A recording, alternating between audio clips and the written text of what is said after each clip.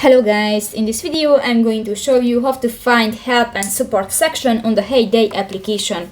But first of all, I just want to mention, please don't forget to subscribe to our channel, because at 100,000 subscribers we are going to show you all YouTube revenue statistics and growth strategy, how to make money online. So let's jump into it.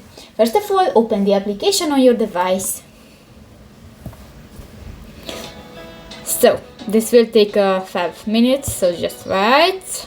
Oh, really quickly.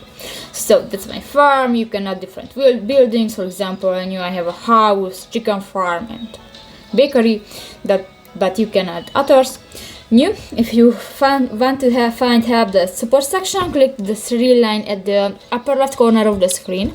Go to the Start the Settings button, and here you can find the last option, the help and support. Click that and you can find different section, the account, the purchases, about the gameplay, the troubleshooting, and save and fair play.